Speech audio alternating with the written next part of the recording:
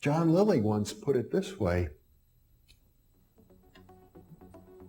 there are no limits at all to the human mind whatsoever, except those we impose on ourselves because of our beliefs. And those limits are also beliefs to be transcended. And that's a view that suggests that the possibilities of human transformation are virtually infinite. And we have no way of knowing the outer horizon of what it means to be human.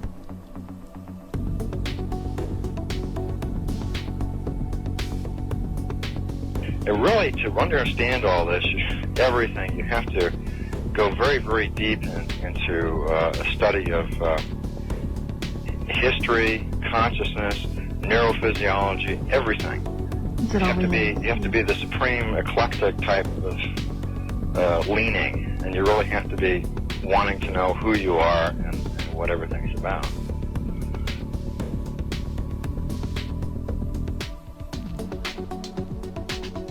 And the thing that you'll find when you go to sacred sites, if you're very humble about it, is that you are on a personal journey, and the sacred site will respond to you in a way that is appropriate only to you. The information is always what you are searching for.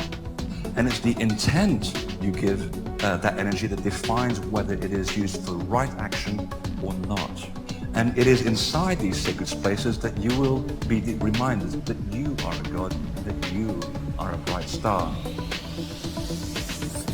So what you're trying to do is move through the course without ricocheting off walls or creating karma. You're trying to slide through things smoothly. How do you do that? It's called flowing. There's a technique that you can do that will allow you to touch some part of your inner being that has more knowledge than your conscious state does.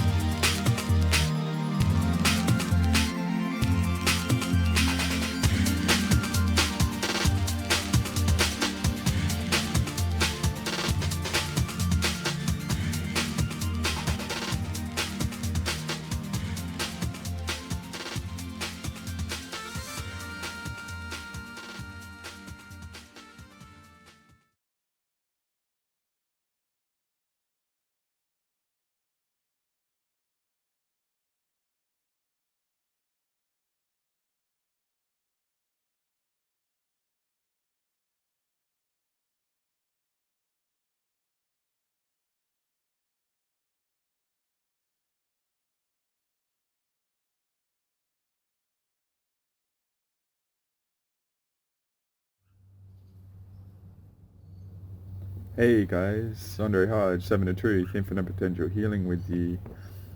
It's nice to see you. I haven't been on video for a while. I haven't done one of these for a while, so I'm a bit rusty. But yeah, I thought it'd be interesting to do a bit of a stream and just say g'day.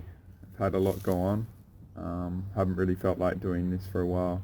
Done some really epic recordings and videos, amplify the echoes of our soul's ancient truth, and then catch up with Carlene. So I hope you've devoured them and gone through them a lot, gained a lot from them, and you're expanding your awareness and your consciousness based on the offerings that I've given you and contemplating things. What I want to do is just, I've had a bit of an opportunity to do a video in amongst a bit of pretty epic craziness, which I might get into, see how the stream goes, but I thought I'd just offer something so you can tune into, and perhaps a bit more of an empowering video during all this time, and an invitation for you to contemplate some of the stuff that I've worked out and measure it against your world and your reality, because yeah, I think humanity's been massively set up for failure, and perhaps you're starting to feel it too. It's like the last option that you probably haven't been willing to consider, and now it's becoming more obvious, and it's the time to flip a lot and see it how it is, and see what comes out of things for us.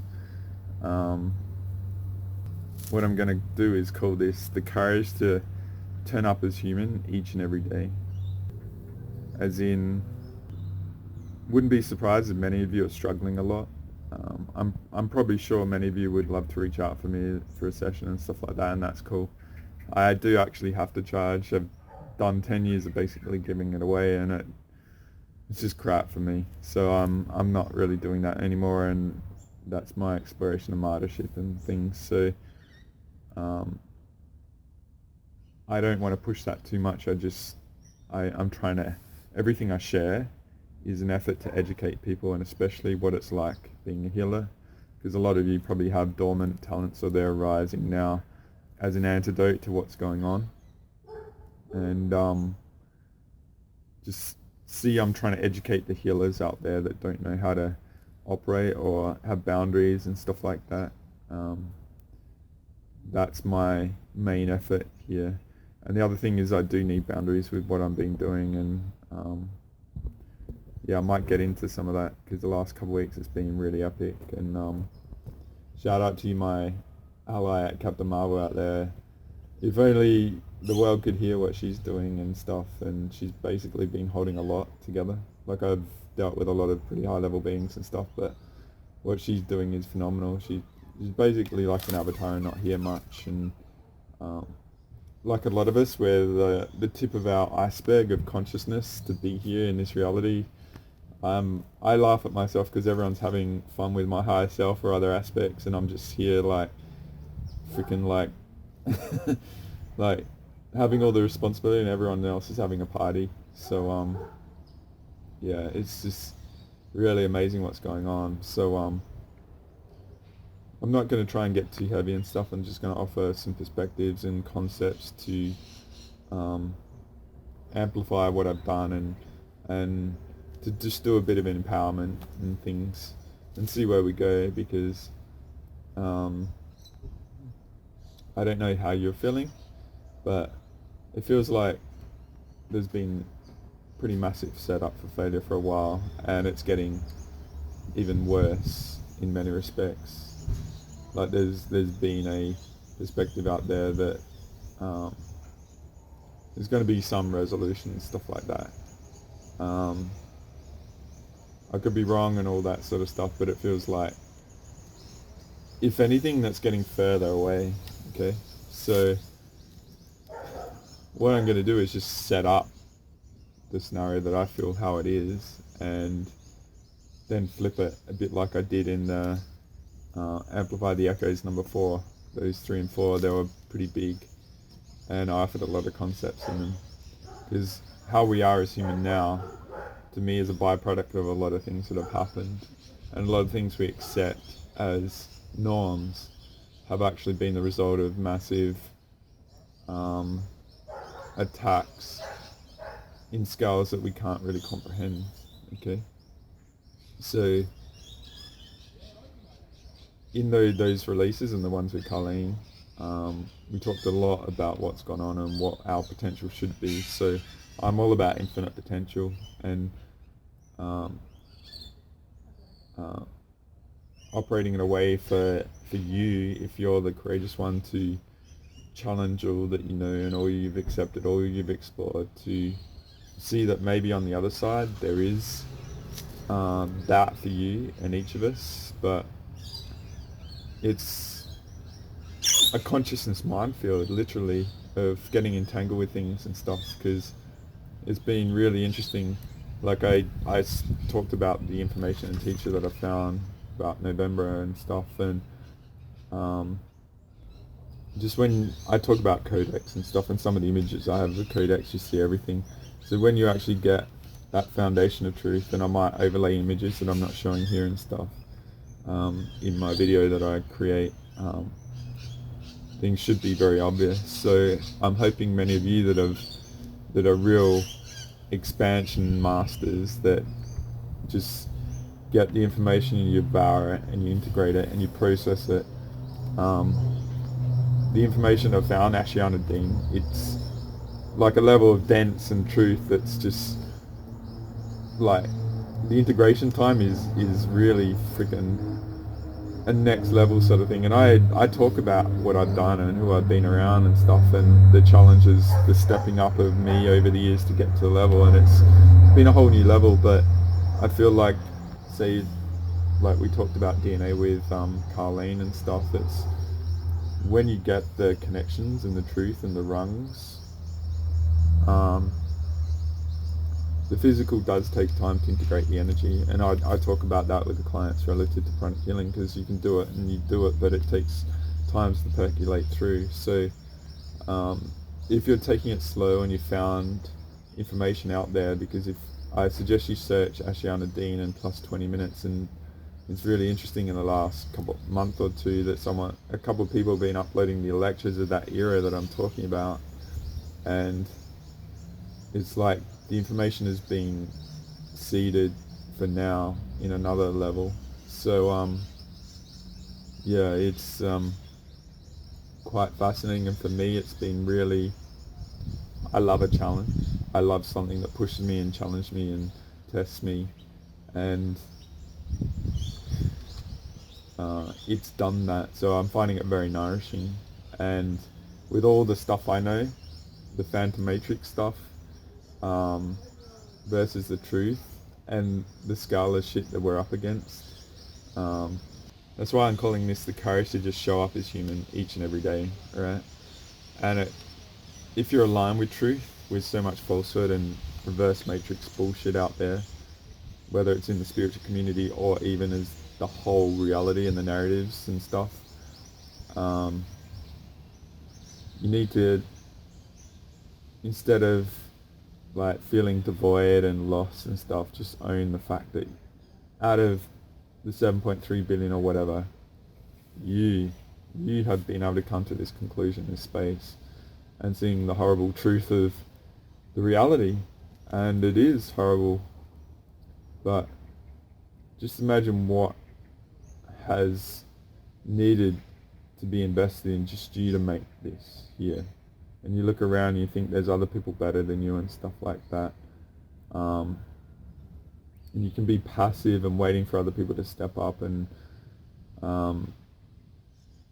you need like a unity to confirm and stuff, to resonate the same thing and all that. Maybe no one else has the capacity to do that, and you've done it. So what are you going to do about it? Are you just going to, like I said, be passive, or are you going to own that and build it as a foundation to launch from? Alright?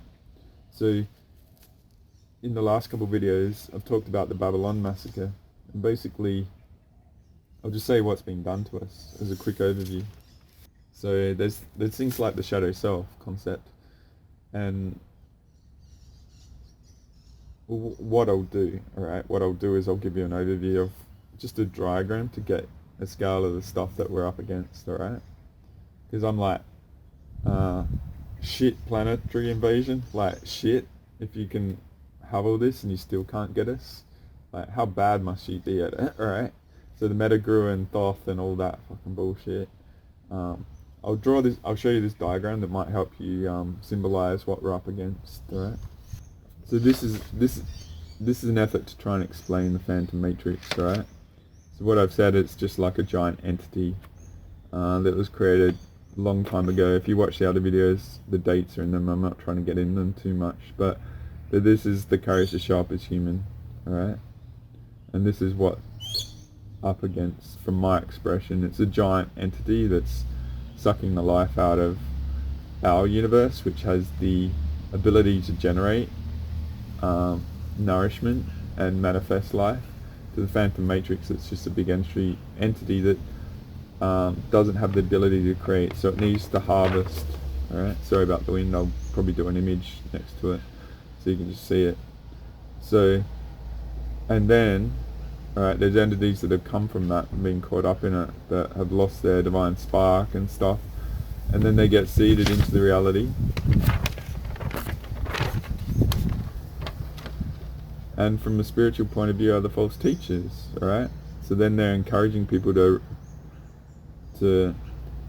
take on board reverse matrix teachings that are upside down, feeding this, that are anti-spiritual, alright?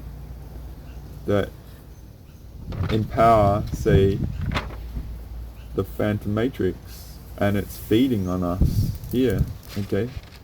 So the light and love wanting to solve it and all that, this has been going on 250 billion years, alright? Light and love hasn't worked. Compassion hasn't worked, right? All those things get used against us, okay? So yeah, just consider that. Micro, macro. Phantom Matrix is just one mega entity, and a lot of the SACs, stellar activation cycles of the stargates and stuff, and the main planets and stuff, linking all that up in the higher dimensions, alright, is nothing more than just minions of that.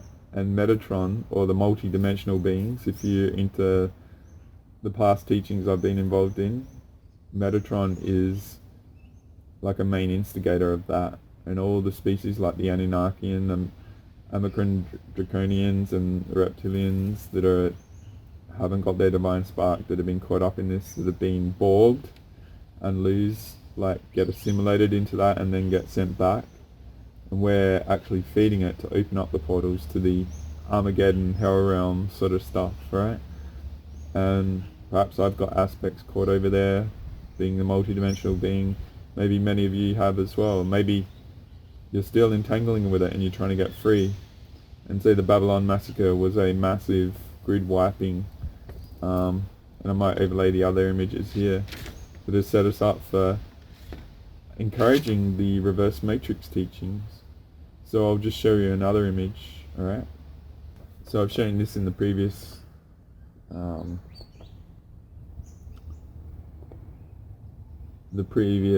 I've got writing on the back, so it might be a bit see-through, but that's cool. I can overlay it on the side, as I've done. But this is just what I shared in the other ones, related to all the spiritual teachings and the Hollow Earth Guardian sort of stuff, right? So I've got a simpler drawing of this, right? So that's got some of them outlined and stuff.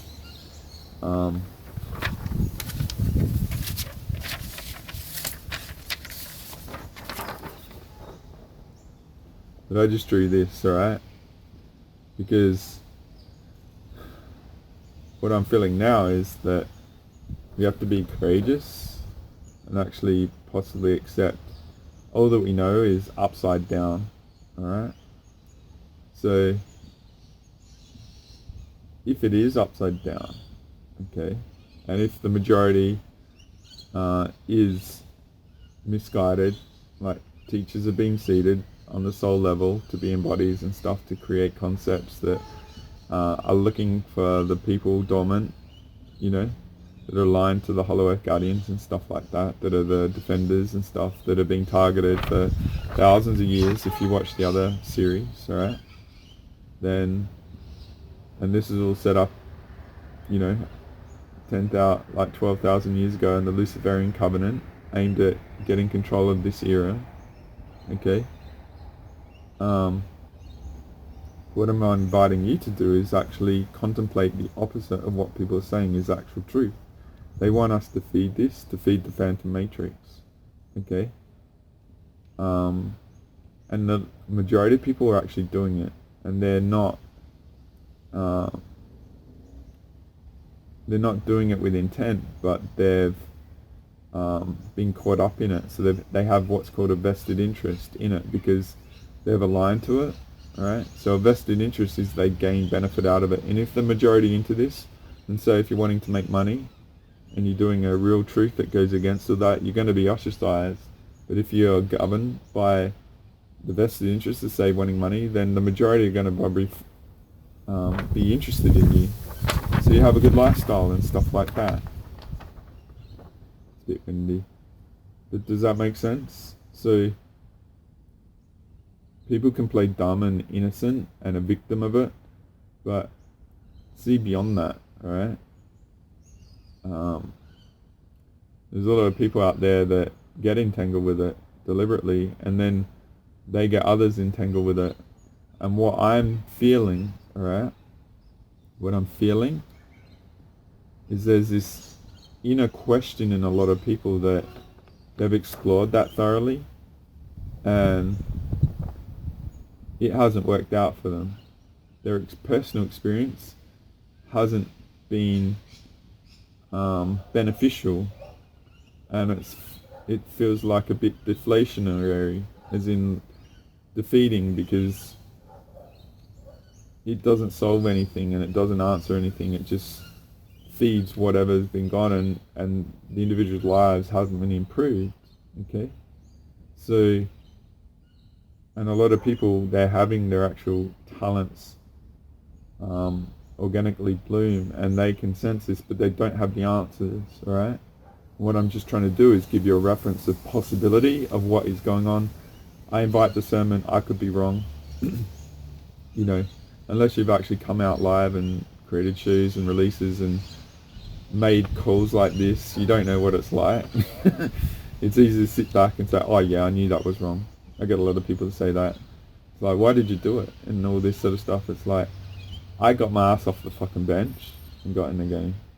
Alright? And I didn't sit back and just wait till the coast is clear. I was out there, tip of the spear, like I've been with Captain Marvel the last couple of weeks. Alright? So this is a contrarian view image that I've shown quite a bit in the past. So I invite you to go and look at that recording. Alright? But say the majority, the herd, go in the wrong direction at the worst time, alright? So just think about some of the concepts that have been offered of late, okay? So let's talk about marching in the streets, alright? So my attitude about that is just, it's entanglement with the false grid, right? It's empowering the system because we think it's good. We think it's good, but when you, like, I call it just Mr. Robot mode, the avoidance of healing, like anarchy, alright? So you think you're free. Perhaps that feeling of freedom is just harvest. And there's an entity hooking into you in the system, like the Phantom Matrix of the universe, alright? And so, say there's been a lot of marching on the streets, alright? You imagine all that energy, all that emotional harvesting. That was needed to seed the war. Do you understand? They didn't have the energy to do it, so they created this boiling over of emotion, pissed off, locking everyone in their homes, doing all this shit to generate the energy for a war. So, say there's been a particular teaching saying nothing will change until there's marching on the streets like the 1960s, alright? So there's been that. So now we've got war, alright? So what was the change aimed for? Do you think the change, are you assuming change will be good, positive? All right. Where did you get that assumption from? Okay. So I'm just inviting you to see that was the teaching, the herd, and the trader, all right, goes the opposite of the herd. Okay. And I've always said, if you feel like going anarchist, like Mr. Robot, watch that series, and you can go, just type into Google, online TV free or something like that, Mr. Robot free, and there's plenty of sites out there that you can watch the series and all other series out there for free. Okay, so how about you go listen to this, what I've just said, go watch that and then come back, and I've said, like, the answer is healing. All right, and I'm not saying with me or anything like that, I'm just offering an avenue to transmute that energy of anger, frustration, and all that sort of stuff, and wanting to go out and externally express yourself, transmute it to inner, like, development, right? Empower the flame to know more. I've mentioned the teachers and stuff like that, all my videos, go rewatch them again. Like, put the training and effort into your education rather than external sort of whatevers, alright? So I'm just inviting you to contemplate that, alright? So this is that image again. So say marching on the streets, yay, it's going to be freedom. It's actually not, from my perspective now, alright? It's engaging the system, feeding it to feed the phantom matrix, alright? Which, if I show you the other image, has gone on to feed all this, alright, and bring Earth into the phantom matrix more, potentially, okay? So if I show you the other image, I haven't shown this video so far. So from my investment so far, there's an effort to pull our Earth into the phantom matrix, alright? So this is why I'm inviting you to reverse the reverse matrix teachings, okay? And just realize the staggering scale of all the stuff going on and how few there actually might be to negate that, alright? But it's okay, alright? That's why it's tough. That's why you don't know what to do and all this sort of stuff, and you feel you're insignificant, and perhaps if you're aligned with truth, every day is a battle. It's not easy, okay? And perhaps when you get a real good realization, you get, like, something happens in your life and it smacks you and it knocks you off, right? Because you're a threat. Your awareness is a threat, and your awareness prevents this just by being here and aware. But I'm about infinite potential. So do you just want to scrape through life, or do you want to maximize your mortal life? The Babylon massacre limited by a huge amount and limited your abilities, alright?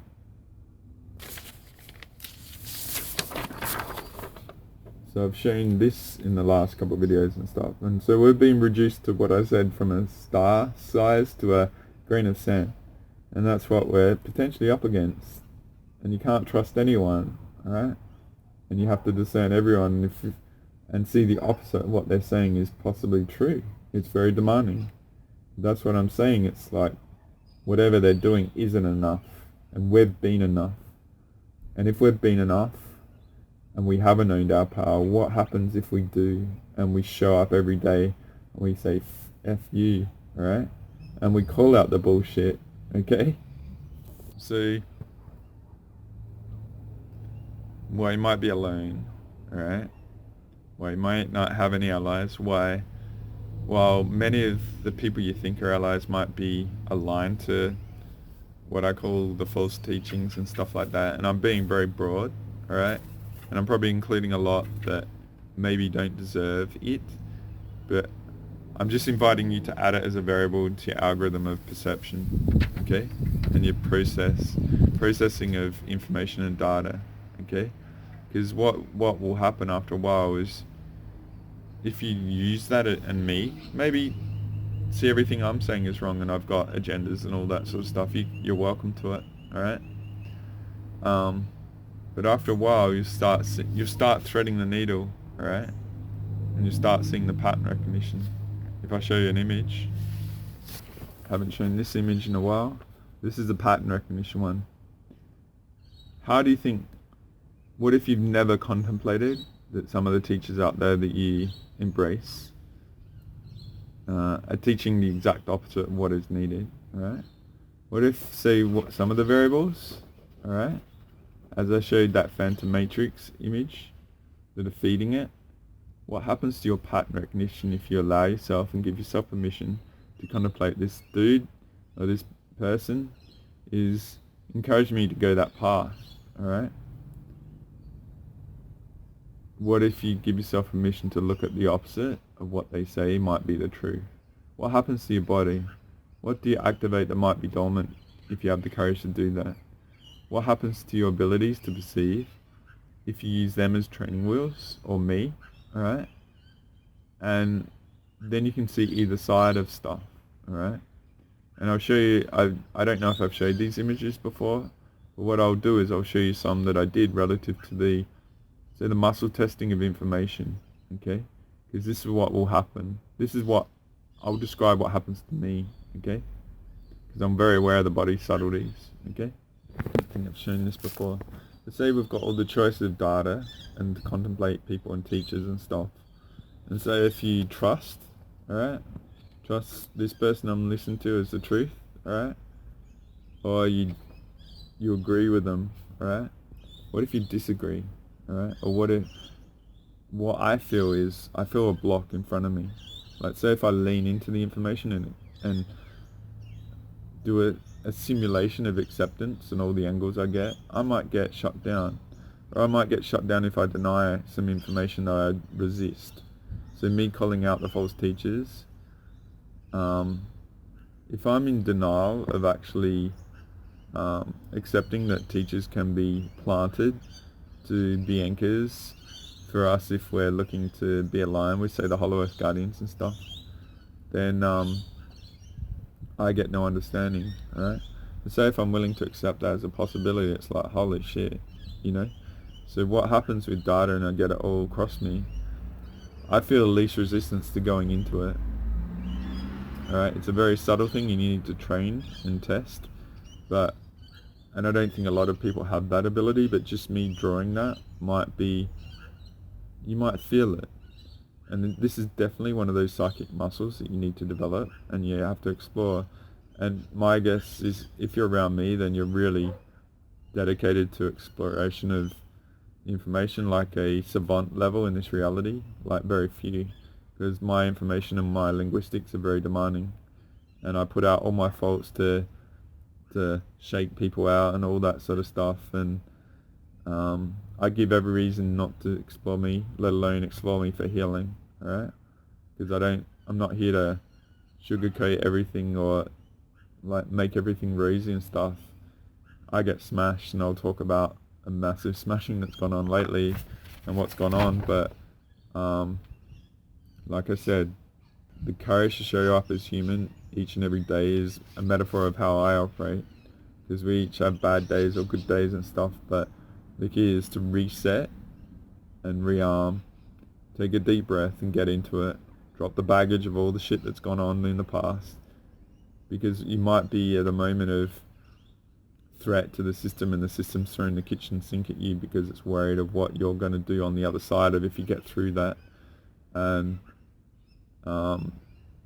it's doing everything to prevent you from being your potential and being what you can be to create and contribute to the reality, and being an anchor on the energetic level for everyone else, despite the reverse matrix stranglehold over things. Maybe you're the linchpin that will prevent it flipping over and stuff, and you just need to hold your line and see what comes up on the other side of it. Right? So I'm going to show you the next in this. So you imagine you choose that path, and then on the other there's all this information. I use 3, but it can be thousands and stuff. What after a while, it's like in my pattern recognition, I just go the least resistance. And I'm so familiar with the subtleties of resistance and what's true, the pattern fits together. Alright, does that make sense? So I'm inviting you to just contemplate this, alright?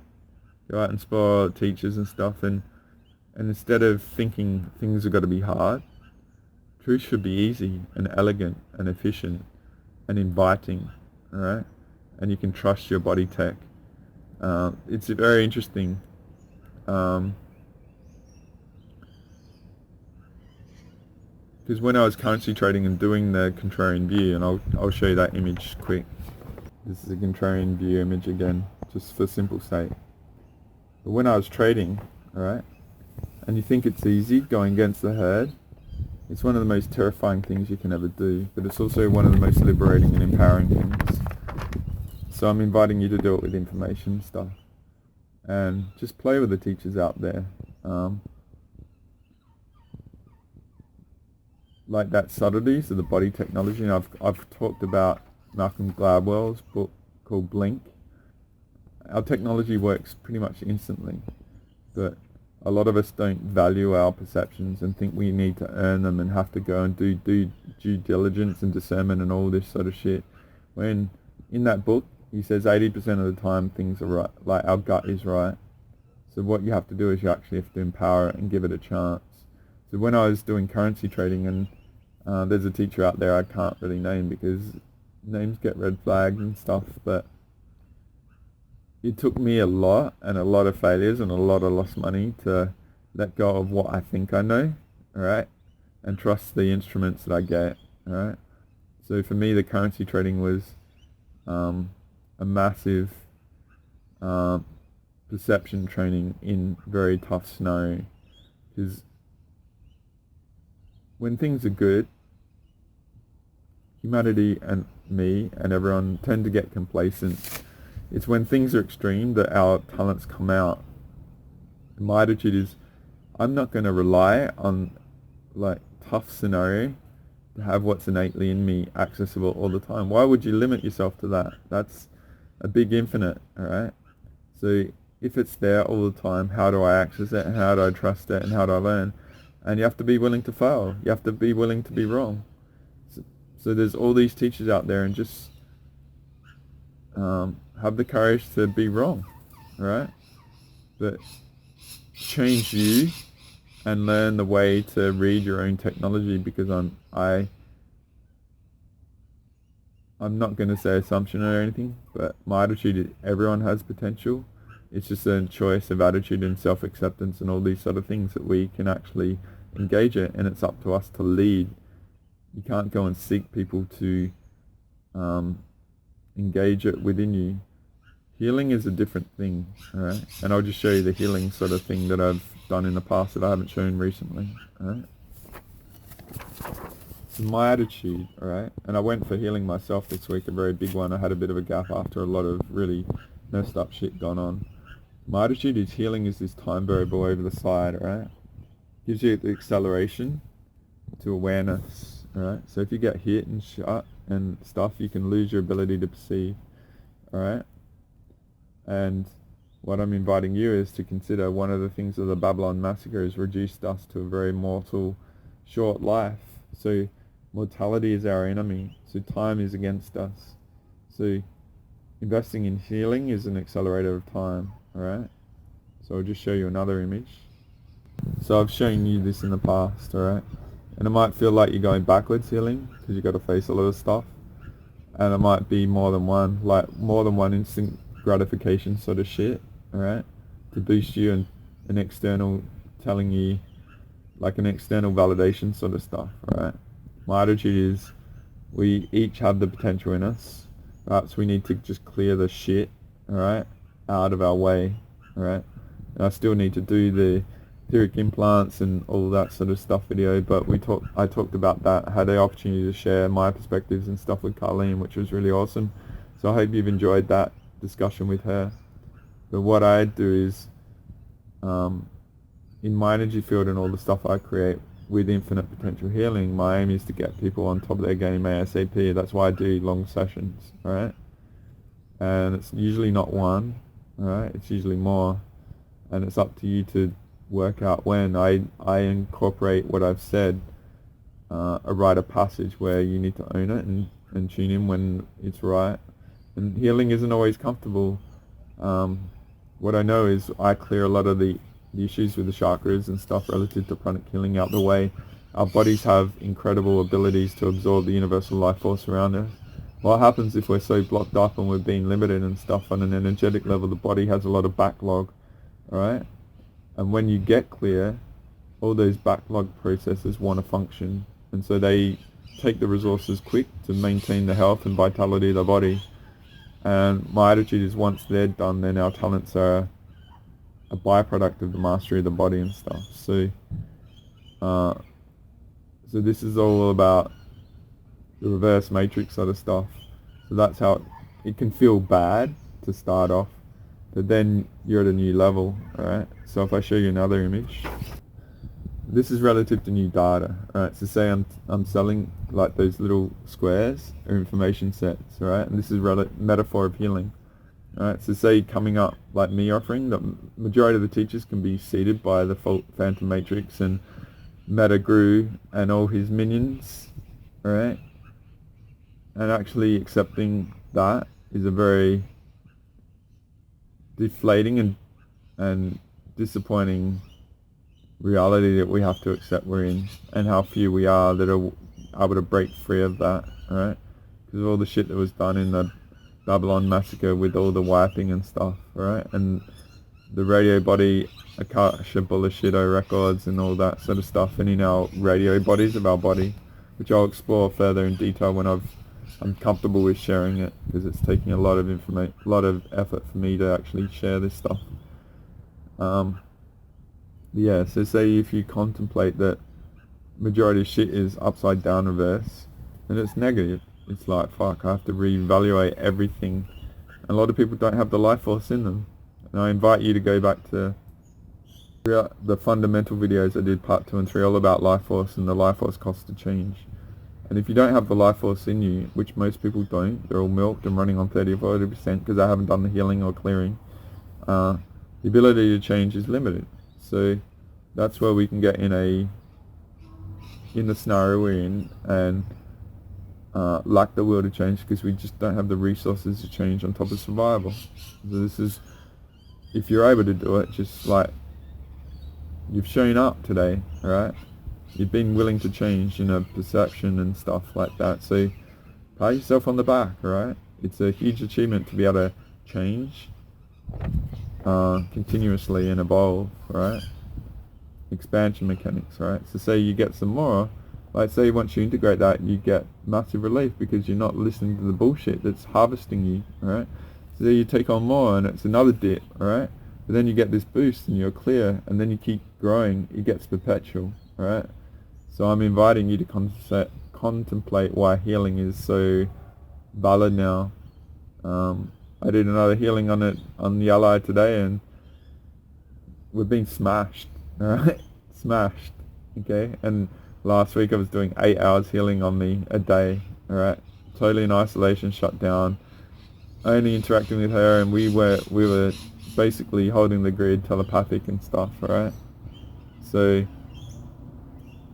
I feel very fortunate to have all those options and stuff on me, and I'm needing that, alright? I'm not saying I don't, alright? There's a stigmatization with healing, alright? And yeah, stigmatization of healing, and people think it's a negative, but it's actually a positive, alright? Reverse it. It's a courageous thing to disarm and have whatever comes up, alright, shake you out. Okay.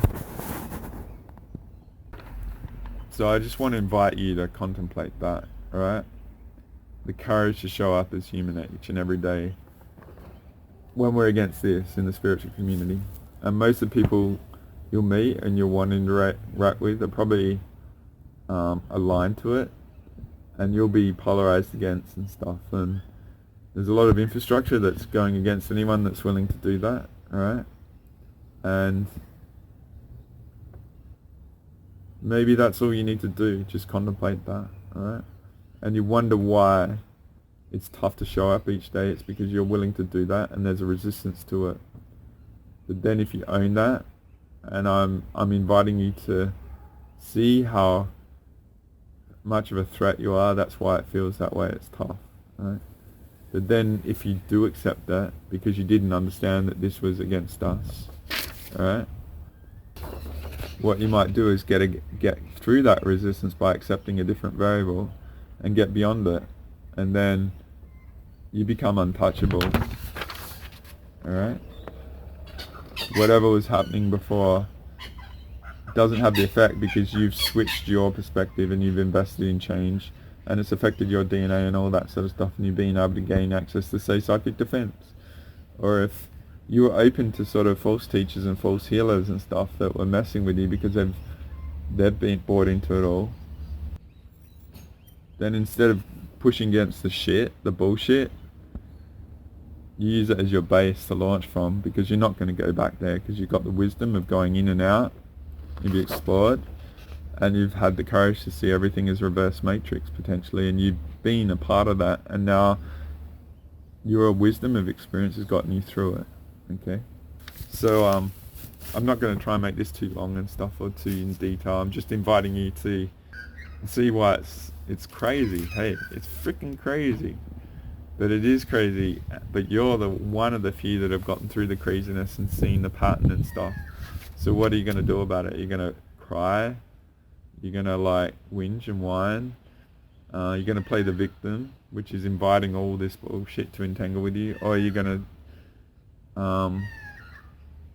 have the courage to let go of anything you're doing that isn't serving you, that you've believed in the past is? Alright? And what if you get that momentum of change and that momentum of letting go of those things, alright? We've all had to do it. We all feel nourishment and stuff from certain things, but that potentially that nourishment is actually the feeding, and it feels so comfortable. It feels like the opposite, reverse of letting it go. But that's the hooks it's probably got in us, alright? So it's not easy to contemplate. It's not something we want to do proactively. It's probably a reactive thing of the consequence of going through a lot, and who do we trust? And the only person we can really trust is ourselves. And I just invite you to contemplate some of the things I've said here. And that's why it's an empowering thing, okay? Because I've shared my past and what I've been involved in and what I've done in spite of that. So I think we all operate on a higher level and do the right thing in amongst all this as well. So yeah, I'll round it out, and I'll share something funny. In the video with Carlene, I've heard about being busted lying and stuff, and I just thought I'd share an experience of me that's pretty funny. And I remember I was 7. I was in year 2 in Australia. Right? We start school at 5. And I had this teacher, her name was Mrs. Lomas, and you didn't want to F with Mrs. Lomas, alright? And I remember one day I went into the toilets with 2 other kids I went to school with. One was named Shane and another was Adam. And we were doing whistles, and we were in the toilets and we were making it so freaking loud it pissed everyone off. And this guy Adam left first, and then the teacher came in, and who was doing that? And Shane and I said, oh, it was Adam. And we just got away with it. And then he left, and we were just like, yeah, nothing of it. He'd gone around to the other side of the school to where we were having recess or lunch. They're like the breaks between class and stuff. And so he obviously went ahead. He got in trouble because we dobbed him in, alright? And I kid you not,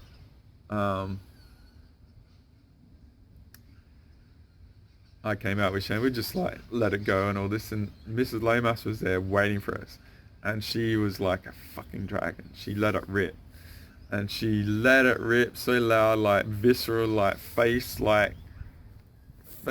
ripped back, going through like a 5G spinning thing sort of thing. She absolutely let it rip. She let it rip on this guy Shane. Shane was like a naughty kid, and they just like sort of gave up on him. But because I was entangled with Shane, I got copped it the worst. And she was like, Shane, and So basically I lied, right, and blamed it on him and got away with it. So I had this huge trauma thing of Mrs. Lomas yelling the shit out of me, telling me off for just stepping out of a bit of line, right? So I mentioned about culling, about lying and getting busted, because all these reverse matrix, you imagine all the fucking shit and consequence they've got for lying, and how much avoiding, and they play the victim and all that sort of stuff, right? So yeah, I just shared that. I was thinking about that the other day, and it's funny. I worked at Burger King for many years when I was about 15 to 21. I was making money to buy records and stuff, and I remember there, like, it was just like run amok. The kids run amok, right? And it was like I was working with Jack the Rippers. If you watched Enjoy the Ride video, where what's his name, the comedian, talks about Australia all being full of Jack the Rippers because everyone wanted to leave London and be a criminal and go to the Patagonia oasis that Australia is. So it was like I was working with the bloody Jack the Rippers who would get away with murder. If I did a tiny thing and stepped out of line, I would always get clobbered in my life. You know, it was like there was this overseeing arch control thing that, like, would, anytime I stepped out of line, I'd absolutely cop it, no matter what I did, alright? So what I did, I just learnt, fuck it, I'll just be good, you know? So maybe I'm one of these scumbags and stuff, but I've just been traumatized by stepping out of line so much. I'm joking. But I just learnt early on to not step out of line. There wasn't any benefit of it. So it's just an interesting tidbit about me, and I'll just say this quickly about what's gone on. Had a lot of really interesting stuff happen around the Carlene video that I did. It took me about, I had a lot of security about interacting with her and doing that recording. Had some stuff go on before and after. And I'm not pointing anyone out or anything like that. It's just Captain Marvel and I operate at a pretty big high level, and a lot of people don't even know what they're doing, and it got interfered with. Totally effort to sabotage the thing. I still cranked that out. I got it out at 9:30 a.m. my time. I'd worked on it all night. I'd only had about, on my Friday night and Saturday night, I only had about 5 hours sleep. The night after I did the recording with Cullen, I had 4 hours sleep. And I realized some massive stuff about the network that I deal with, like the grid stuff, and it was totally hacked and infiltrated and stuff. And so what happened with Captain Marvel and me is we went into overdrive during that, and it took me about 30 or 40 hours to make that video all up. Maybe 25, 30 hours this time, but they usually take me a long time to do. So I did that on top of going into massive multi-dimensional mode to defend the grid, and realized there was a very misguided violation going on. I didn't know where it was, but I got it right when I did that. So I had all this going on with influence and realizing some really messed up stuff, which I can't go into. I've shared it with a few people. And then for 4 or 5 days, Captain Marvel and I, we were not in contact. We were just engaged. It was like game on. There's a lot of shit going on. So I might be overlaying the crystal I got, though. I remember I went to my beach because we've had a few warm days, and it was like a real treat to just go to the beach here in Oasis, Adelaide. And it's really fascinating. The beach was quite open on the Thursday, and I really just randomly went to some spot and going into the water just to clear and cleanse and stuff. A crystal was in my path, and I might be showing it. It's a very, very unique crystal. It's very special, and it was like a gift for fixing that grid of mine that I work with. Once we got it clear, and the Thursday morning at about, I was doing 8 hours healing on me each day after that, just in isolation, meditation and stuff, all different modalities and stuff. And then I did pretty big healing on her, Captain Marvel, and realized she'd been working hard. She's still been working hard because there's a lot of really messed up shit going on. But it was really interesting. On the Saturday, morning here in Adelaide. I don't usually wake up in the morning, but I was awake at 7:22 in the morning. We had an earthquake at 3.8, and I know it was the same time a big batch of my crystals got to a very special, like, very, very distorted spiritual mecca place in North America, I'll just say that, and in the region. So it was like we had to do a lot of work. The Carlene video and all that was very, very demanding. Done it 1 to 3 in the morning, my time, at last minute, to, like, these recordings I do with no warning and stuff. And yeah, held the space for her and did all that, plus had to do all this, and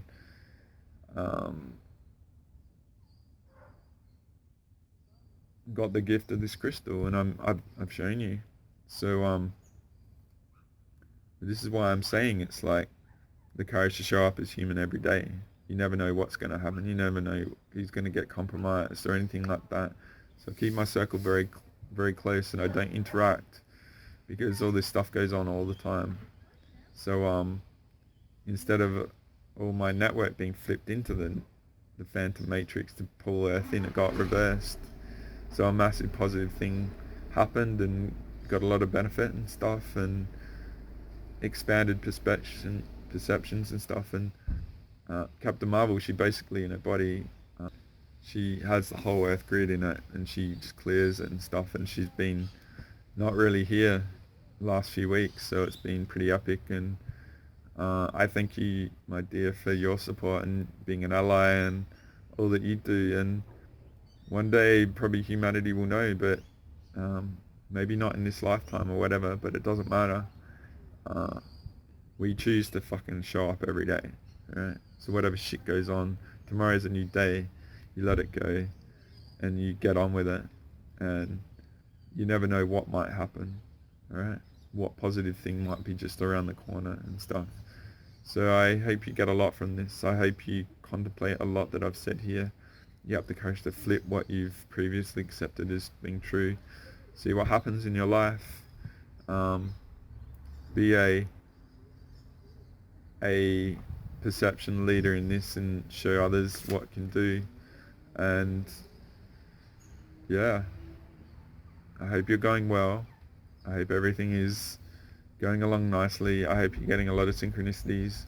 I hope if you're in challenge and stuff and finding it tough, this helps you a bit. And hang in there, guys. Lots of love. See you next time. Andre out.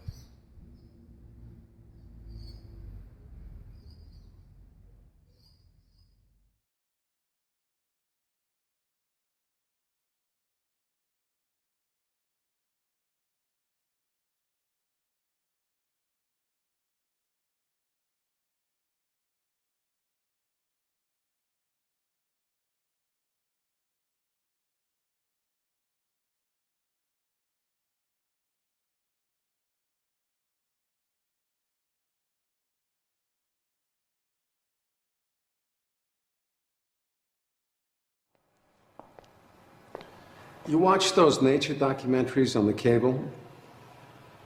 Yeah. You see the one about lions? Yeah. Get this lion. He's the king of the jungle. Huge mane out there. He's laying down under a tree in the middle of Africa. He's so big. He's so hot. He doesn't want to move. Now, the little lion cubs, they start messing with him. Biting his tail, biting his ears. He doesn't do anything. The lioness, she starts messing with him, coming over, making trouble. Still, nothing. Now, the other animals, they notice this, and they start to move in. The jackals, hyenas, they're barking at him, laughing at him. They nip his toes and eat the food that's in his domain. They do this, and they get closer and closer and bolder, till one day, that lion gets up and tears the shit out of everybody, runs like the wind, eats everything in his path.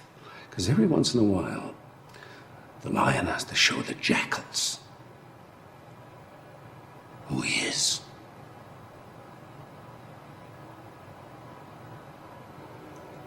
It's too late to be scared.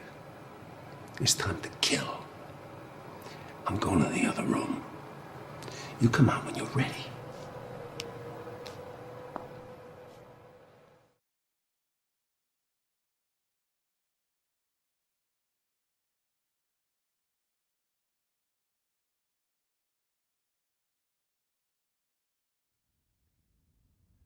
Hey guys, Hodge here. For a bit more, I thought I'd round it out and not make it too long, but after I did that video and gone through it, I thought I contemplated a bit more, and what I felt I should do with this particular one is offer some context to what I've been saying and actually offer a pretty decent overview clip from Ashiana herself. I'm sure many of you have never heard her or never been able to find her stuff. It's been pretty hidden for a very long time. This particular clip that I'm going to offer is from 2002, alright? So just realize that. It's 20 years old, okay? But what I feel is this would be a bit like bonus points, if you like, because a lot of people won't get to this point. And I thought, funny, if you watched Seinfeld in the 90s, there was this episode about more anything, more everything. So I thought I'd do a Jerry Seinfeld more everything in this release and just expand it a bit. It goes beyond the theme, but it's also, I feel, what I've discussed about the Phantom Matrix and stuff. This particular clip, it's a really good overview of everything I've said, say, relative to the Amplify the Echo series and this particular one. And the courage to just show up as human each and every day, right? Because while it might feel massive and stuff like that, reverse it, flip it, just see how much it's taken or how much effort has been invested, energy, concepts, falsehoods, misguided teachers and false paradigms and narratives and all the sort of shit going on. That's all been going on, and it hasn't been enough to stop you from being here and finding this and listening to maybe this clip. So really honor yourself for that, but also, so you've gone through all this shit, you've been one of the few that gets through it. What are you going to do about it? You're just going to sit and whinge about the world, or are you going to get off your ass and expand even further and explore your infinite potential more? So the other thing about me is I'm not really listening to anything or anyone, but what I know through some allies of mine and people around me is that Sathicus Bozar has been talking a lot about this stuff as well. So if you're looking, like I would use in my pattern recognition different GPS coordinates, different teachers in the past and stuff to actually overlap and see what goes on. So many of you here might actually be already across him, because say when I was dealing with Thoth, and in particular it's really interesting because I know in November 2019, which is a really shit time with what I was involved in back then, is that I know Sathicus did a 7-hour video on Thoth and all the shit that went on, and I haven't looked at it. One of my ally, she's linked it to me to go have a watch, but as you see what's going on, like even my evening, I was up until 4 a.m. doing a session. So someone in overseas and stuff, and had a really awesome time and helped them basically repair a broken back sort of thing. So it was really cool. Shout out to you, mate. It was a lot of fun, and I look forward to what your potential is. But yeah, I'm sort of really focused on me and going into, say, the horse's mouth, such as Ashiana, and listening to this. And I listen, like I said, I listen to it over and over in my sleep and stuff like that. And it's, to me, it's like a codex. You imagine this is going to be like 20 minutes and stuff. And you imagine what 800 hours of like this this stuff, and it's not just about the true galactic history, which this is a big overview relative to what I've said in the Amplify the Echo series. But you imagine what 800 hours at this level of the way she operates is really phenomenal.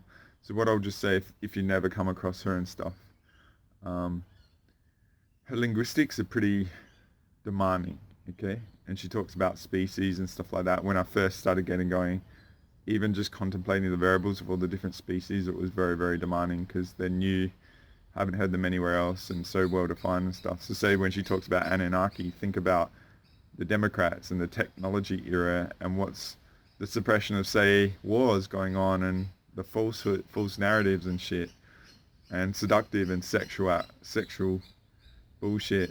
It was interesting. I've just gone looking at my YouTube on my computer at the algorithm that gives out, and I would say 30% is related to very minimal clothes women sort of shit now. You know what I mean? It's very highly sexualized. It's really crazy. And just garbage that it's giving. So all that stuff to me is Anunnaki stuff, right? So yeah, what I'll suggest is, if it is, don't worry about having to remember anything. Just sort of associate with the components that I've offered and see the overlap and compare that and use what I've said and what you remembered or subconsciously know as a reference point to see this and hear this big overview, because there's a lot of really cool concepts that she offers. Very interesting high-level attitudes to maintain, and just what I said about the reversing stuff, and just see,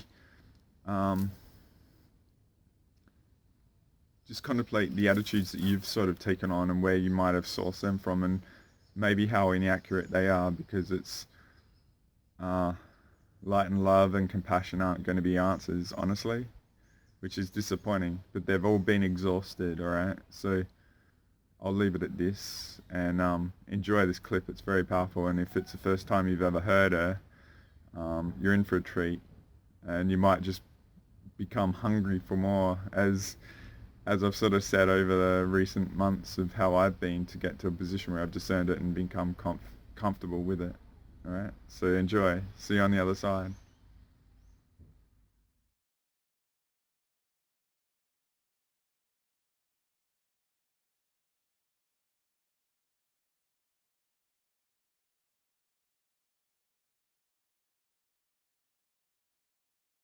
But our 15-dimensional system has 12 primary stargates that control the matter systems. They go from pre-matter density at D12 all the way down to where we are here in dimensions 1, 2, and 3. And then there are higher systems of gates that have to do with the God worlds. But ever since the Lyran Elohim Wars of 250 billion years ago, there has been a problem in this time matrix. There have been created a system of stargates that didn't belong here in the first place. They were created because of an event that took place where a certain group of Elohai Elohim became convoluted in consciousness because they had inbred themselves to the point where they had genetic distortion, and they were not genetically what they had once been. Because if you cross something with itself enough times, you begin to get errant deviations of the pattern that you didn't expect, and you never know what's going to come out. And that's what happened with some of these Elohim beings. Because of their mutation of consciousness, they decided that they wanted to be masters of this universe. They decided they didn't want it to be a free will universe. They decided that they had the right to do that. And if anybody wouldn't cooperate with them, well, they will just get rid of anybody who wouldn't cooperate with them. So they started warring in the Lyran system. They call it the Cradle of Lyra. That's where our stargates 12, 11, and 10 exist. They're the entry points into any of the lower density systems in this time matrix. When these wars occurred, the Elohai Elohim High Council, which were the ones in charge of Stargate 12. They were the High Council they were the closest ones to the Yanis, which are the Ascended Masters that are beyond being in the time matrix. They were commissioned as kind of the supervisory team to make sure everything went well in this particular time matrix, and they worked together with two other groups. You had the Elohai Elohim, the Seraphai Seraphim, and the Braharama races, and they had all agreed to something called the Emerald Covenant, The Emerald Covenant was a coevolution agreement that they would all agree to work a free will system here where we could explore the hologram and manifesting and creating in density. These were creator gods, parts of we were originally them. We got down here, but we were originally them. The Elohai Elohim, confronted with the problem of portions of their own race that had fallen to the point where they were beginning to war with the other races, they had also were watching this occur with the Seraphai Seraphim races. The Seraphai Seraphim races created avian life forms. They created reptilian and insectoid life forms. And some of theirs were also having the same problem, and they were fighting with the fallen Elohai Elohim. So there was a lot of conflict going on, and negotiations were tried to help these races re-evolve their genetic code so they could get their consciousness back, so they could stop fighting with each other. But the Elohai Elohim decided to take they were called the Anu Elohim, that was one particular family of them, decided to take matters into their own hands. And if the Elohai High Council wasn't going to help them, then they would simply get rid of the Elohai High Council, and then they would go and get rid of the draconian races that they didn't want here either, and they'd play Masters of the Universe, and this would be their time matrix. And they attempted and succeeded in destroying Stargate 12. Now, Stargate 12 is in a planet called, or a star from here, called Aramatena Lyra. When you look up in the Lyran system here, it's what they call the double-double in Lyra. So that's like, on the star charts, they would call that the double-double. That was the area of Stargate 12. It was in that planetary system. When Stargate 12 was destroyed, there was a big problem for this time matrix because the 12th dimensional frequencies hold what's called the divine blueprint. That's the full mathematical program for everything that's to be manifest in this system is held in scalar wave form within the 12th dimensional frequencies. When Stargate 12 was destroyed, it was fragmented. Those scalar wave forms were fragmented and ripped apart, and part of them went into what's called reversal, which means if you have, let's say, a mathematical program that runs number 1 through 20, take that and flip it around, and you have 20 running through 1. All right, it's a lot more complicated than that, but it's the same concept of a reversal. The mathematical program was running reverse on part of this system. This creates what's called a black hole. As far as science goes in our contemporary times and sci-fi and that kind of stuff, you can, they talk about black holes. Science here doesn't know a lot about black holes or what they do.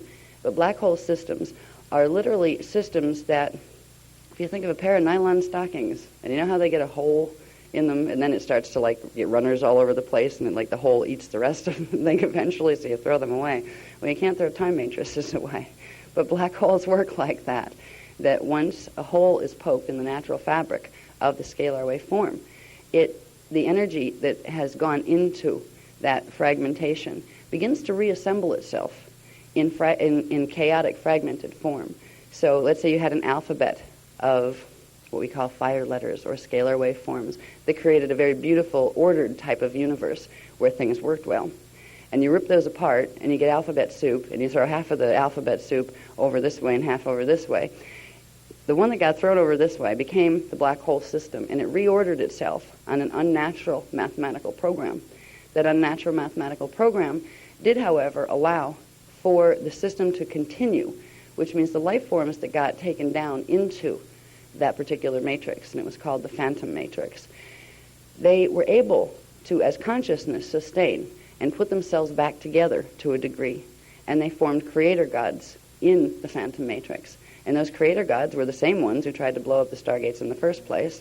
They didn't get the whole time matrix, but they got part of it, and they created phantom matrix.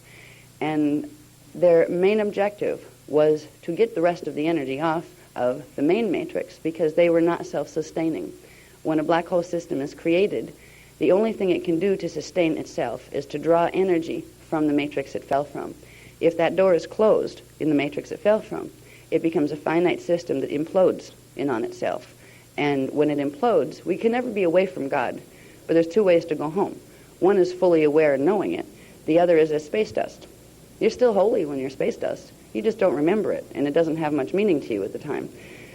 So the system called the phantom matrix, which is the beginning of the plight of war in this time matrix, is a system that is structured. They have matter like we do now, because since the Lyran Wars, since the black hole was created, they have progressively found ways to artificially order the energy that they could suck into their system. They have pulled planets into their system. They have pulled galaxies into their system from this time matrix. We're in the middle of a very long drama. We're in the middle of the end of a very long drama. Because for many, many billions of years, there's been a rescue mission going on here trying to get races to evolve back out of the phantom matrix, back out of the black hole system, so they can get their Christic imprint back. The Christic imprint belongs to everybody, not just Christians. In fact, the people that call themselves Christians in this day and age that are more interested in telling you that you have to listen to the Bible the way it's written by the Council of Nicaea more than they're interested in finding out what Christianity is really about. The Christic imprint is your divine blueprint scalar wave pattern. We all come in with one, at least we originally did. Now the people in the black hole system, the races that have evolved from there, they no longer have that. They have created races upon races from their system that were born without what's called a Christic spark. That means they don't have the original ordered mathematics as the basis for their template. So they've created many, many distorted forms, many, let's say, mutated children. The children of the phantom matrix became very much intertwined with the children of our matrix. And Earth became one of the main places where that took place. The intertwining of the phantom races and the natural angelic races on this side of the barrier, let's say, began way before we came to Earth. It began in the Gaian system. Now, when I talk about Gaia, I'm talking about density 3, dimensions 7, 8, and 9. It's an etheric matter density level, where we have physical matter here. Then density 2 is a stage between this level of physicality and etheric, where if you imagine what you think a ghost might look like, that kind of, you can poke your finger through it kind of matter, but it's still there, except it doesn't look that way when you're there. It looks just as physical when you're there. It just looks etheric from here. All right. Anyway, it began with Gaia. And it's funny because if you look at the Greek mythologies, Lady Gaia was a goddess. It was a goddess of the earth and things. Yeah, definitely true. They didn't tell you about density levels, and they took all the science away from it. But they personified Gaia and the names of a lot of things into the Greek mythologies and the Roman mythologies. But the problems began that are affecting Earth began in the Gaian system, and that began about 570 million years ago, where there was a whole bunch of wars, and it was always, you had the angelic races that were trying to assist the fallen races to get out of the black hole system before the black hole system was closed permanently. Because once it was closed, you couldn't get them back out again.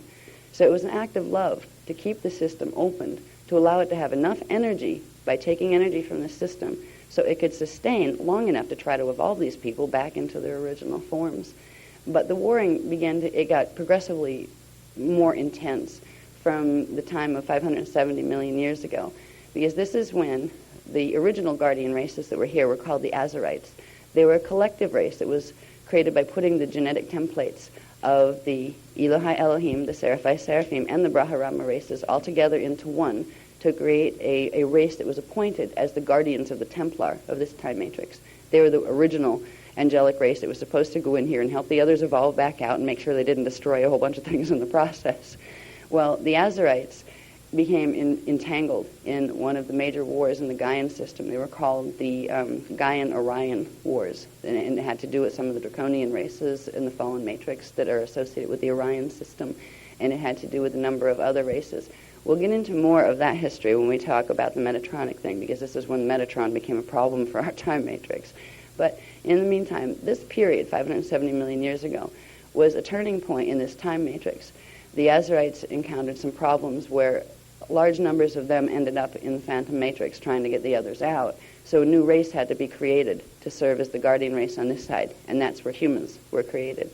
We were originally called the Oraphim angelic human, and from the Oraphim came another type of human. It was a step down in the gene code. The Oraphim had anywhere from 24 to 48 DNA strand templates.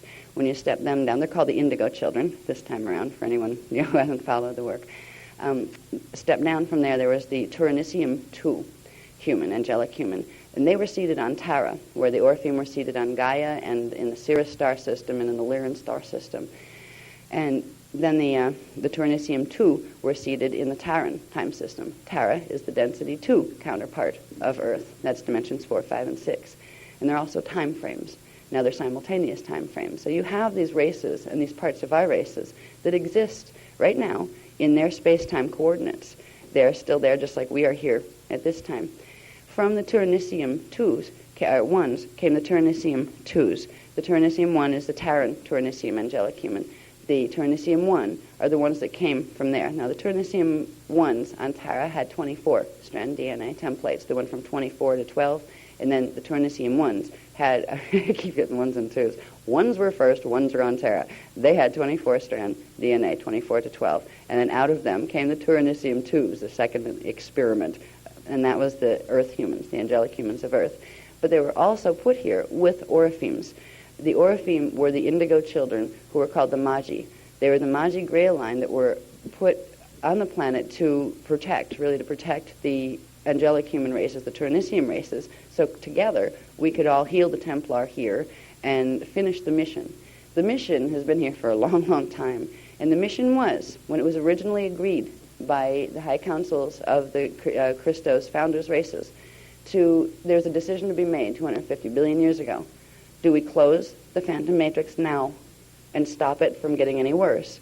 Or do we keep it open to try to help these races evolve back out? Because if we close it, they're gone, and their evolution will lead them into space dust, which is okay. I mean, they are still a part of God. But when you go back as space dust, you don't go back and go back up. You are still within the hologram. You become part of the substance of the dimensional field within the time matrix that you got stuck in. So if your template gets fragmented, you end up as little tiny pieces of scalar waveforms with your consciousness not being able to talk to itself anymore. And you go back to dust, as they say, ashes to ashes, dust to dust. You go back to consciousness dust, and you don't go fully back out of the matrix. You'll be the substance that something else comes into the matrix, evolves through. You will evolve back through another form, but you won't recognize yourself as what you originally came in with. So it was a big decision. Do we make sure they can't cause any harm? Because like to blow up Stargate 12 and the Divine Blueprint in the Time Matrix is not a small thing. That was the point of original sin, and it was created by the Anu Elohim races. And that's why it even ended up in our Bible way down here this long. Yeah, since that time, it's even come all the way through history to this point. The decision was made to keep the Time Matrix open, the Phantom Matrix open, to see how many of them we could evolve back out. Because there were several races that weren't intended to go. One of the races that wasn't intended to go are called the Odedicron reptilians. They were out of the Seraphim family. They weren't the Draconians. Now, Draconians are called Omicron Draconians. They are different than reptilians. They have partial reptilian gene code at this point, but they started out as dragon moths. So they're like a reptile moth type being, and they evolved a lot of things out of there. They were the original fallen Seraphi race. But in the mess that was taking place in Lyra 250 billion years ago, when these wars were happening, the Odedicron reptilian races lived on the same planetary system in Vega Lyra, that the fallen Draconian ones lived on. And when the Draconians tried to fight back against the Anu Elohim from Stargate 11, which was on a planet called Avion in Lyra, they ended up getting sucked into the black hole with the Omicron and with the Anu Elohim. So it was primarily because of the Odedicron races that had not wanted, they were still Emerald Covenant. They hadn't done that on purpose. They just got stuck between a rock and a hard place and ended up in a black hole. A lot of it was, when you size it up, it was basically, that's what happened to them. And there was great love from the founders' races for all of them, even the ones of their own who had tried to destroy them. I mean, it's like having a child that goes crazy. You still love the child, but you have to do something or it's going to blow up the house and assassinate the neighbors and that kind of thing. And you may love it, but at some point you've got to restrain it or something before it, because it's not helping itself by doing those things either. So there was a lot of love. The decision to keep the matrix open was a decision of love, and it wasn't a decision that had to be made. There was absolute justification at that time to close the matrix. To say, you guys made a choice. You were warned about what that choice would do. Now you've harmed yourselves in a big way. Who are you going to blame? Now they blamed High Council. Well, if you had destroyed the Draconians like we asked you to, we wouldn't have had to blow up your Stargate, right? This is the mentality. What's scary? Did you ever listen to, lately, the conflict in the Middle East? Did you ever hear these people debate each other on TV when they have the representatives of the Palestinian side and the representatives of the Israeli side? Some of them carry that attitude. It's like, well, you made me do it. I have to go keep blowing people up because you make me do it. It's like, wait a minute. Who's going to take some accountability for your own actions here? The whole argument goes way, way back. There are races all over this 15-dimensional matrix and phantom matrix that have these attitude problems where they don't want any responsibility for their choices. So they blame. And if you can blame somebody, then you've made a target for yourself. So you don't have to grow. You have to go and pick on them and try to suck their energy and mess them up. And then you feel vindicated. This is what has created the whole situation of perpetual warring. But anyway, we have a problem still with Phantom Matrix. It was left open because of love, and because that there's always, and it's still an attitude that's very much held by Christos races, where there's life, there's hope. If it fell, it can rise again. Theoretically, anyway. And it was a big theory because Council had never, Council was a council of creator God beings that used to be ascended master beings that weren't in matter, that, had decided that they would follow this imprint that Source created, that you could create matter systems, and, this could be neat. This was new to them, too. Uh-oh. What do you do when that happens? Help. Who do you talk to? You call up to the Giannis Ascended Master groups. I think we have a problem down here. Did you ever hear of this one before? Is there any other matrix that this happened to? And there had been. Not too often, but there were a few other time matrix systems that had that, and some of them completely and totally imploded, which creates a major problem of restructuring.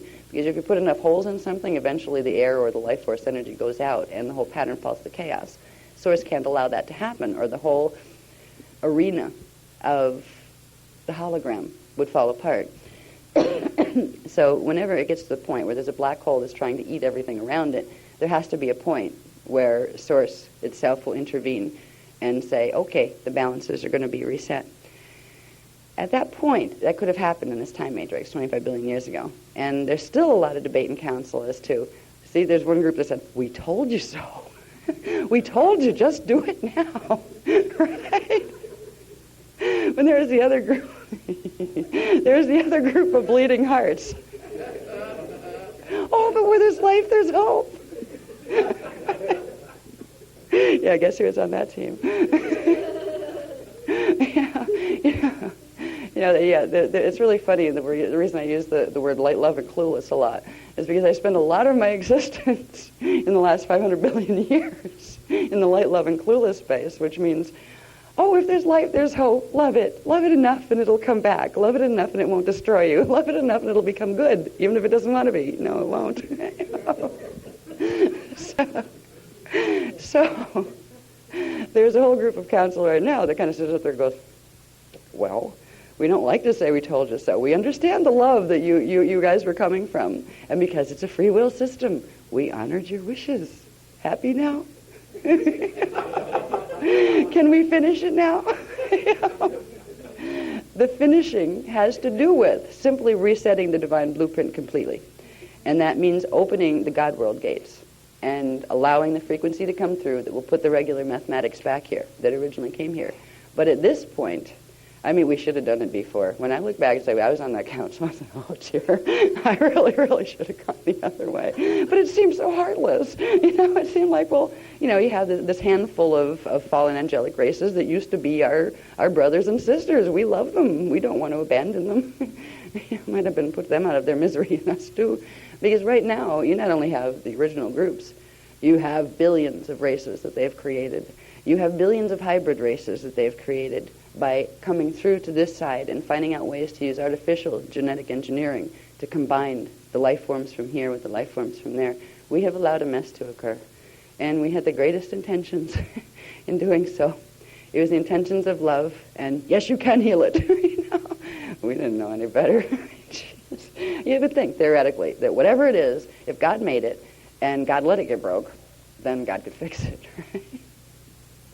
Well, some things, because of the order of the way the universe works, just the mathematics, the physics that are needed to create the hologram, some things are more easy to accomplish than others. Now, you can, if we did not have a free will time matrix here, if we wouldn't have been nullifying our own point by saying, okay, we're going to make them get better, Right? We're going to go in there, wipe their memory clean, put them back together, and then drag them out by the bootstraps. Right? Now, that's more like the things they like to do, those kind of things. That would have been a violation of the free will of those who chose to take that path. So we had to find ways of re-education and of assisting them with what's called bioregenesis, DNA template regenesis. Because if you have your DNA template shattered and you don't have a D12 imprint anymore, the concept of Christ consciousness means nothing to you. It's like a language you've never heard before. You can't feel the unity vibration that comes from the D12 pattern. You can go and kill something and say, oh, that's neat. Wow, look at that when it dies. Wow, look at that. So that's what happens, and feel nothing. The beings in the phantom matrix don't feel in the same way that beings on this side do. The ones who have crossed between the hybrid people have a little bit of each, which is even harder, because it's like having a demon that lives inside of you, an angel and a demon at the same time, where the angel feels, but it doesn't quite understand what it's doing, and the demon comes through and says, oh, I want to do that, whack. And it goes smacking things and, hurting things, and the other part says, oh, should I maybe feel bad there? So we're in the middle of this, middle of the end of a drama that has a huge history attached. The history in terms of our planet itself is long and exhausting enough. We've brought a lot of that through, and a lot of that's going to go in the Forbidden Testaments of Revelation. Because when you see the history, you kind of go, oh my God. Oh, that's what they didn't tell us in history class in school. It gives you a whole different perspective on what's taking place. Right now we can watch the TV and look at the Palestinian-Israeli drama. We can look at the dramas that are happening in Africa or happening in Argentina. I mean, people all over the place have always been fighting on this planet. This is not natural. This is not normal, but it's become how things usually go in this time matrix. What we have no memory about anymore is realizing, oh, when you watch the situation on TV, oh yeah, they're the ones that they're working the Drac agenda, and okay, these guys are working the Anunnaki agenda. They always hated each other. Of course they're fighting. We look at people, and we call them humans, and we say they're fighting because they can't figure out how to like each other. And of course, where there's life, there's hope. Somewhere there must be a way to get them to like each other. Maybe build a wall between them for a while, and eventually they can learn to not hate each other's guts. Yeah, they're going to try that probably in the Middle East. Bless them. They'll have holes in the wall after a while, just like we had holes in the wall we put between here and the phantom matrix.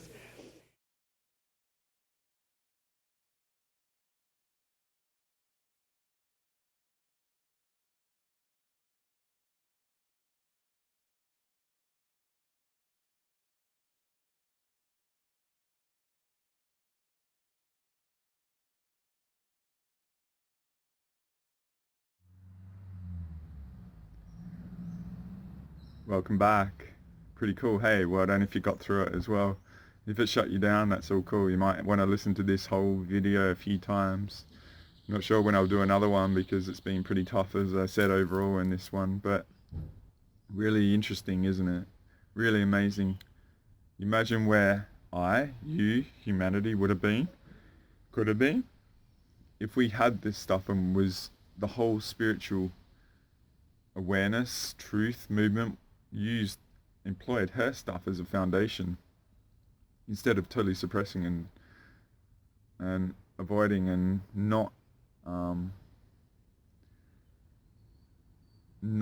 even contemplating or sharing it. There are people out there that have used it, and maybe you're familiar with them and stuff, and that's cool. But just see that metaphor of the drawing I did with the spiritual movement that was set up 12,000 years ago, and the Hollow Earth Guardian sort of thing, how minimal that is, right, compared to the overall, all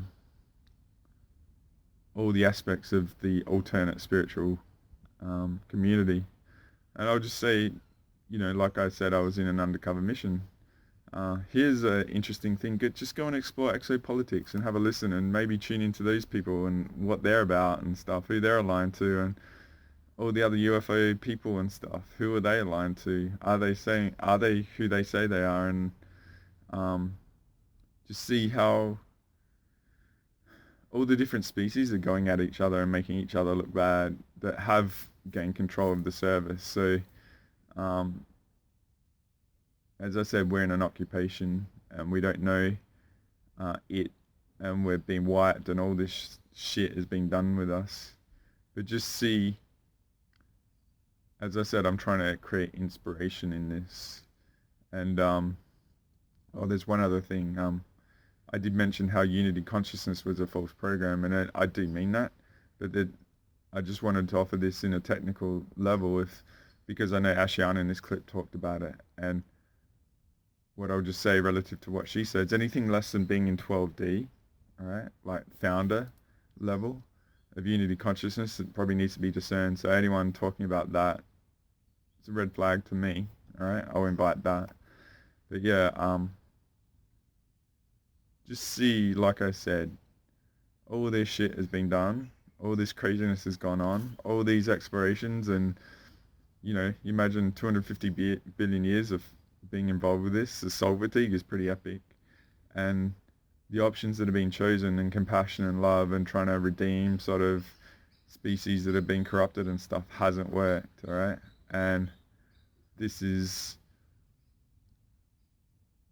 it's an exploration whose time has come. So my attitude is, I don't give a fuck, dilly gaff. And whenever I do my sessions, and those people have had that, I pull all the negative influences into throughout all time that have affected you, and basically drop kick them into the reverse matrix back to where they came from. So everyone that does a healing and stuff, it gives a potential for a huge amount of resolution, because everything they've ever messed with, I use whatever your violations by them as the hook to pull them all their thread throughout this reality in the effort to pull Earth into the phantom matrix as the rationale via karma to send them back. All right. So everyone that does come to me for a session has the potential to clean up a massive amount. All right. So just think of that when you're pursuing that path. I've offered the image about our mortality is against us, so the time factor we can accelerate by doing healing and clearing. So thank you for all those that have sought me out and will seek me out. You help me to be able to continue doing this and holding my space and doing all the grid work that needs to be done and stuff like that. And yeah, just own the fact that there's so many that haven't made it, but you have, all right? And some incredible endurance and navigation on the soul level just to be here and have awareness, all right? How precious you are, all right? What's your potential? Are you going to sit back and cry and whinge and whine, or are you going to get up off the bench and do the best you can and own your power and see what you can do with your potential realized and stuff? So just take control of your path and see where it can go. And I honor you for being here with us. It's pretty crazy and epic, hey? If you just really contemplate what's being shared here, you are friggin' awesome and amazing. But how about taking it as far as you can, all right? Just contemplate that. Thanks for being here. Thanks for finding me. I hope you gained a lot from this. And until next time, guys, lots of love. Andre out.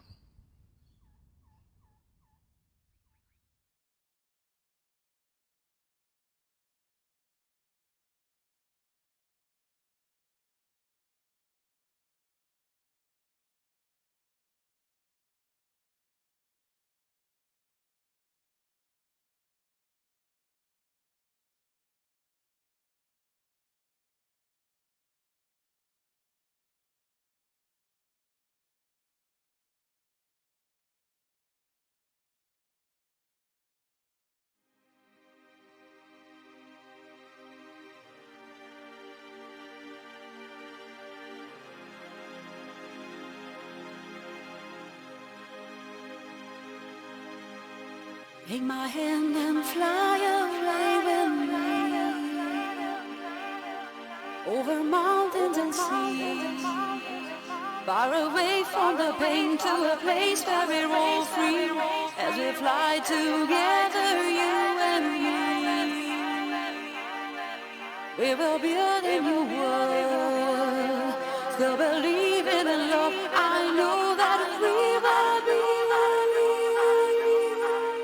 together and free. Together forever. Move on to an island across the sea. And fly away with me. Over mountains and seas. Far away from the pain to the place where we're all free.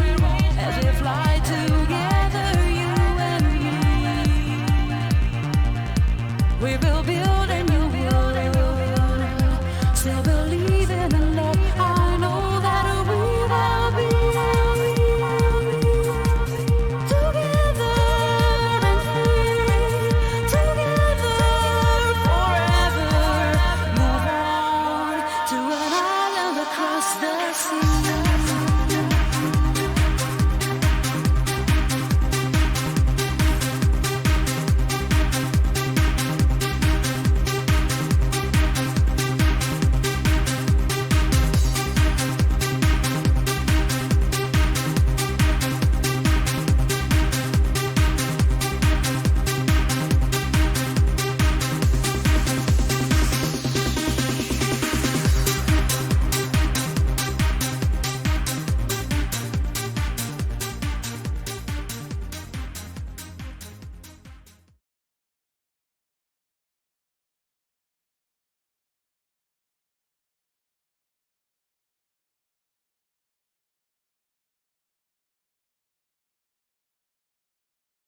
John Lilly once put it this way: there are no limits at all to the human mind whatsoever, except those we impose on ourselves because of our beliefs. And those limits are also beliefs to be transcended. And that's a view that suggests that the possibilities of human transformation are virtually infinite. And we have no way of knowing the outer horizon of what it means to be human.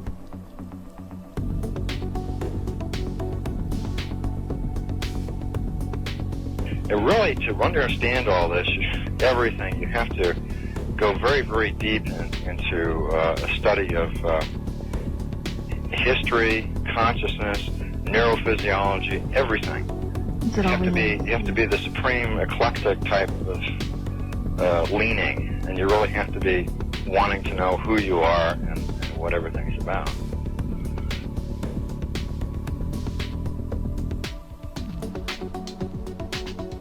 And the thing that you'll find when you go to sacred sites, if you're very humble about it, is that you are on a personal journey, and the sacred site will respond to you in a way that is appropriate only to you. The information is always what you are searching for. And it's the intent you give that energy that defines whether it is used for right action or not. And it is inside these sacred spaces that you will be reminded that you are a god, that you are a bright star. So what you're trying to do is move through the course without ricocheting off walls or creating karma. You're trying to slide through things smoothly. How do you do that? It's called flowing. There's a technique that you can do that will allow you to touch some part of your inner being that has more knowledge than your conscious state does.